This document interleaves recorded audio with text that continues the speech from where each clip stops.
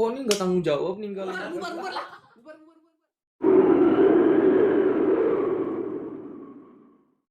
Hey yo, balik lagi di channel Hi Records. Bapak Wakil Ketua. Oi, apa siap kabar? abangku. Ahmad Yusuf Kamil. Baik, Bang. Baik ya? Baik. Alhamdulillah. Abang gimana? Alhamdulillah baik Baik. terus. Walaupun kurus gini harus jaga imunitas. Siap. Apalagi lagi pandemi begini. Instruksi Terus apa nih? instruksi pemerintah Apa instruksinya? di rumah aja. Di rumah aja. Walaupun masih banyak yang Keluar-keluaran. Nih kalau ngomong pandemi lucu Cuk. kayaknya seru juga nih, Bang. Kita bahas. Iya, udah 3 bulan di rumah aja. Heeh. Masyarakat jengah pada keluar. Ditambah aturan pemerintah nggak sinkron dari atas ke Sinkron? bawah. Enggak. Kayak pada keluar deh tuh kan. Keluar rame di pasar semua. Itu gimana Cuk masyarakat kita nih? Yang bikin ribet-ribet. Ya udahlah. Ribet tapi lucu ya. Lucu. Cuma nggak usah dipungkiri, COVID ini memang ada. Patut kita jelas. waspadai. Waspada. Kita juga harus mematuhi protokol dari pemerintah, memakai masker dan cuci tangan. Walaupun masyarakatnya lucu. Pemerintahnya juga. Nah, tadi kan kita ketemu di underpass tuh yang Tambun tuh. Oh iya, di situ, Bang. Nah, lu habis dari mana, Cuk? Tadi ada acara bukber tuh maghrib. Oh, Teman-teman gitu. kan bukber emang maghrib. Iya. Emang lu bukber juhur lu ya? Bukber juhur lu ya? Kagak. Iya, bukber di mana? Bukber di rumah teman gitu, di teman-teman alumni pondok dulunya. Oh, lu sebelumnya mondok Nah, sebelumnya. sebelumnya mondok 3 tahun di Yaping. Di sini, Bang, di Tambun, dekat. Oh, yang sebelah kiri tuh, Cuk. Heeh. Oh, oke. Di dekat 3 tahun selama di situ 3 tahun. Iya. Sebelum kuliah tuh di situ dulu. Oke. Jadi bukber dulu ya. Bukber dulu sebelum. Oke, thank you nih udah mau nampir di rumah nongkrong Hanya Record. Ya. Jadi kan saat pandemi seperti ini kegiatan Bapak Wakil Ketua ini apa aja sih kegiatannya? Jadi selama kurang lebih 3 bulan kalau nggak salah, Bang. Iya, udah 3 bulan Kita dari juga Maret kayaknya. udah lama nggak ketemu gitu, Bang. Iya, udah nggak ketemu juga kan kita. Kayaknya gue pengen melepas rindu. Di jalan ketemu Ucup, culik aja. Culik aja Cuma sini ya, nongkrong. kita ngobrol-ngobrol. Iya. Siap-siap. Jadi selama 3 bulan kurang lebih itu di rumah aja gitu ya. Di rumah aja. Dan ngapain aja tuh? Ngapain? Oh iya, di rumah aja ngapain aja. Nah, iya. Oke. Jadi di rumah tuh ya apa ya kerjanya ya? Bantu-bantu orang tua gitu kan. Bantu orang tua. Karena orang tua juga kan petani gitu di sawah gitu. Masih garap sawah di rumah karena daerah rumah gua, Bang, masih banyak sawah. Oh, masih banyak. Di daerah Pebayaran. Oh, Emang tahu? Sukatani. Nah, Iya, sekarang iya. sana dikit, Oke, perbatasan Karawang Bekasi dekat Oh, situ. itu memang masih banyak sawah. Masih sih. banyak, masih luas. Nah, orang tua juga alhamdulillah masih punya gitu, masih punya Oke, sawah. iya. Udah kalau misalkan ada kerjaan, karena juga sekarang kan masih nganggur gitu ya. Nganggur. Lah Lah kan lu kuliah kok nganggur? Jadi kuliahnya sekarang di stop dulu, Bang. Loh, stop. Tapi tetap yang lain mah pada lanjut kuliah online walaupun pada Stop. Tar dulu nih. gimana tuh? Kita udah lama gak ketemu, kok lu bilang stop kuliah? Lu berhenti kuliah? Enggak, jadi bukan berhenti, Bang. Gimana? Jadi cuti dulu. Oh, Cuti cuti. kuliah, stop sementara Cuti dulu. kenapa? Gara-gara Covid lu cuti? Cuti kenapa coba? Bukan karena Covid gitu. Kenapa? Karena faktor ekonomi, Bang. Astagfirullah. Ekonomi. Jadi Keluarga, lu gitu. harus mengharuskan cuti dulu. Cuti gitu. dulu. Nah kan kuliah juga biayanya lumayan kan. Iya. Nah, jadi oke. karena masalah ekonomi keluarga yang emang lagi turun gitu, lagi down. Udah terpaksa buat cuti dulu kuliahnya, di stop dulu. Oke. Ini udah lama gak ketemu, gue dapat kabar lu cuti Abang kuliah. mana aja nih? Aduh. Lu yang Sibuk mana aja? banget. Kita di rumah aja. Di rumah aja. Nah ini nih, kenapa lu cuti? Karena ekonomi gitu kan.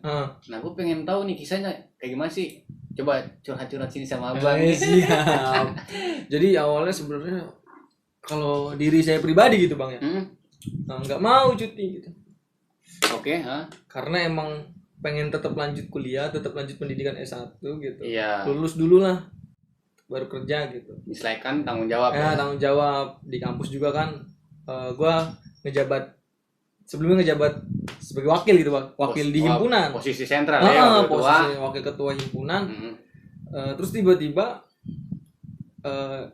disuruh cuti sama orang tua. Oke, karena faktor ekonomi. Betul. Siap. Terus cuti. Dalam hati gak terima. Karena emang pengen lanjut dulu. Iya. Gak pengen berhenti. Oke.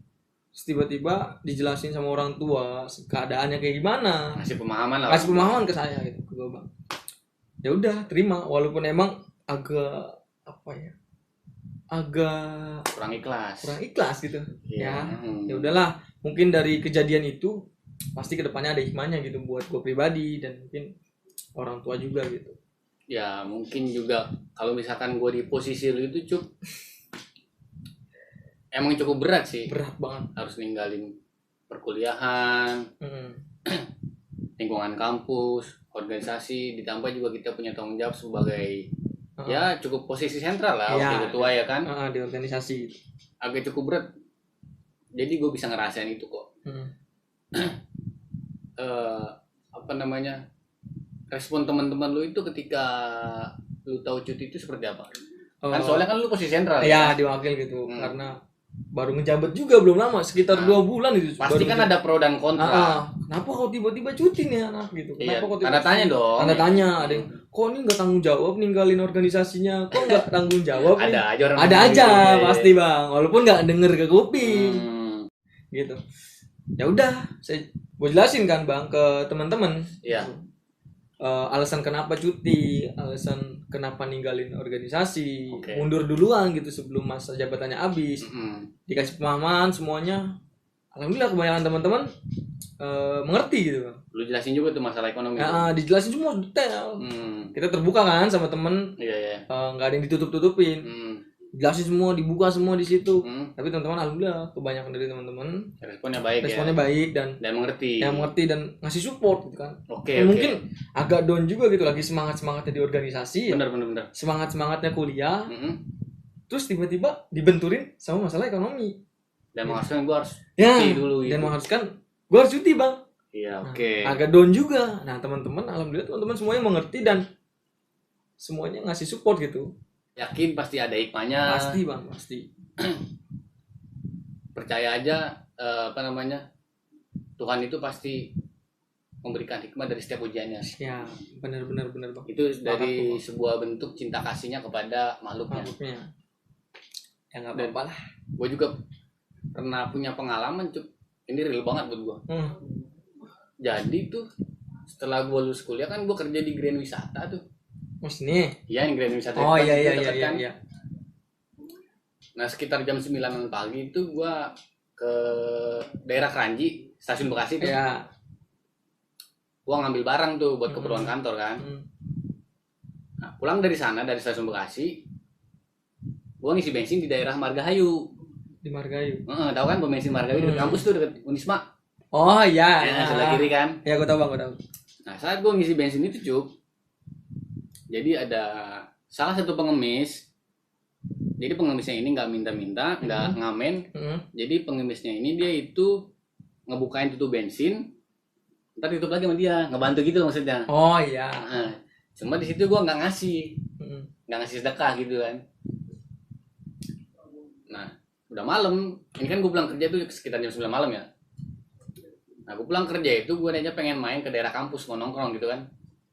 Di tengah perjalanan di daerah Margahayu itu juga gue terjadi kecelakaan. Kecelakaan, ya kan itu gue kecelakaan kan. Oh iya. Motor gue hancur parah tuh. Lama itu ya. Nah itu gue kecelakaannya nabrak pengemis yang tadi gue temuin di pom bensin.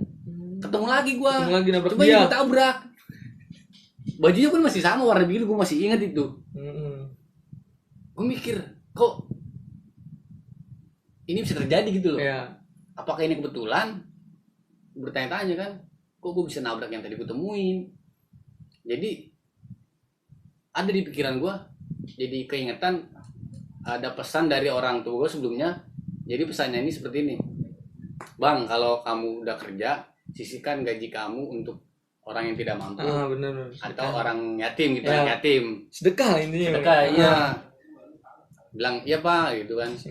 cuma mungkin ya gue karena terlena dengan uang gue belanjain gitu kan. Gue lupa. Manusiawi. Iya, gue emang gue dadanya tempat itu cup. Cuma gue lupa gitu kan. Ya nggak gue sedekain. Lupa. Jadi pada saat itu gue jadi bersedekah lah pada saat itu gue. Itu orang habis gue tabrak gue kasih makan.